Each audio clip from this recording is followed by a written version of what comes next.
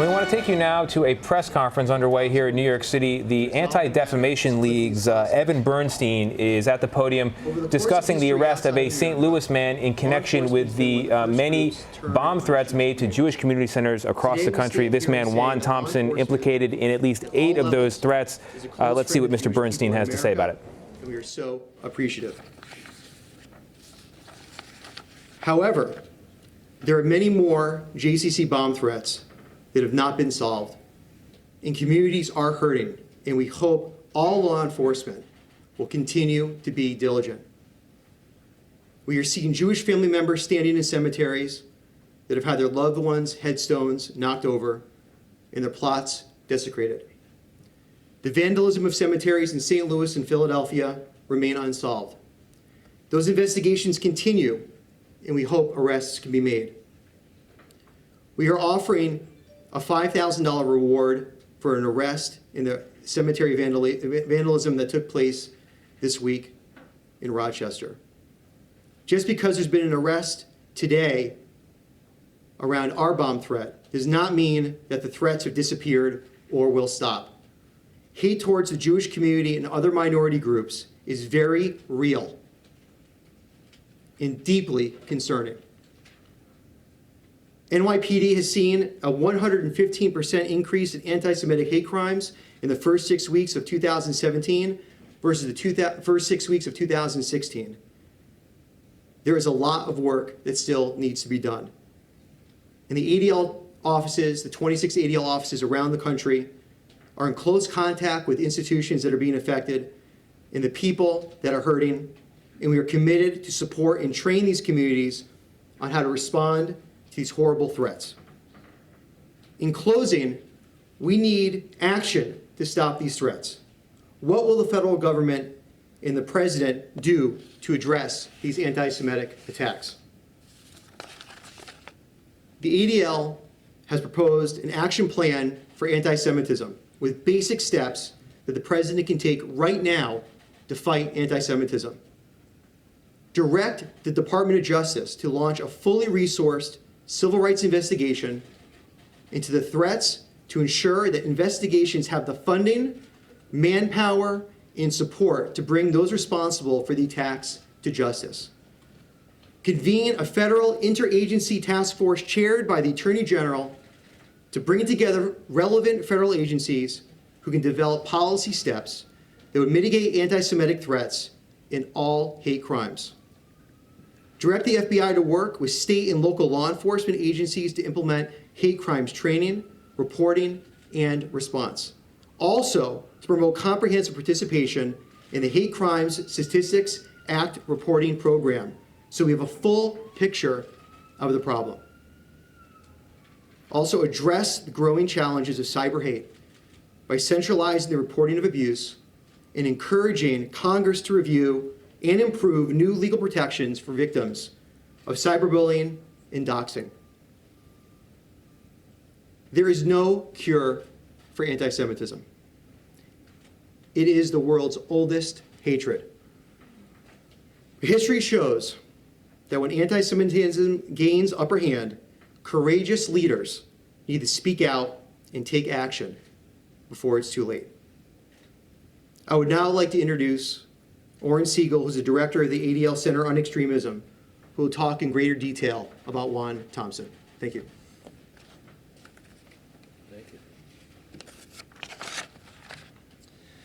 Hi, thank you for being here. 31-year-old Juan Thompson was arrested in St. Louis and is believed to be responsible for at least 8 of the recent bomb threats made to Jewish institutions and the threat to ADL's national office here in New York. This suggests that there are additional perpetrators still at large responsible for the over 100 other threats targeting Jewish institutions just this year. Thompson made a number of threats against Jewish institutions using his ex-girlfriend's name, as well as other threats in his own name. Even as Thompson was allegedly calling in bomb threats, he was making pro-JCC statements on his social media accounts. ADL's Center on Extremism first encountered Thompson while monitoring Charleston, South Carolina shooter Dylan Roof, when Thompson wrote a story with false information about Roof's motives. Thompson, a former journalist, worked for The Intercept from 2014 to 16, when he was fired for fabricating sources and quotes. He, quote, engaged in a pattern of deception, the publication said in a statement following his arrest. On social media, Thompson was referring to himself as a socialist, tweeting, "We don't want America like New York, we want it like Havana." He ranted against the, quote, white New York liberal media that makes me vomit with their arrogant, patronizing bigotry.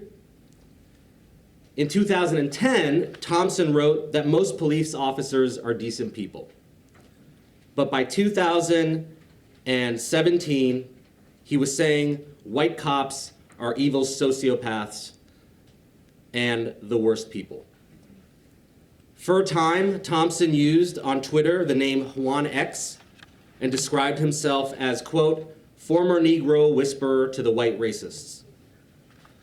On Veterans Day 2016, Thompson commemorated not U.S. veterans, but the revolutionaries like Che Guevara and Assata Shakur. Thompson announced in 2016 he would run for mayor in St. Louis to dismantle the, quote, racial supremacy and greedy capitalism that is stacked against us. Thompson created a GoFundMe page where he sought to raise $5,000 for his mayoral election bid, and he received about $25. Thompson sent inflammatory messages via fax and email about his ex-girlfriend to her employer. And let me conclude by saying this. While the motive is unclear, the impact is crystal clear.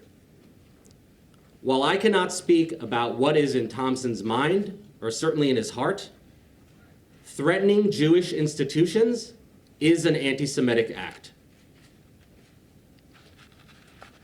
I join Evan and the entire ADL staff in thanking law enforcement for their work on this case. So I think now we'll take questions. You say that Thompson was on your radar going back to Dylan Roof and the Charleston shooting.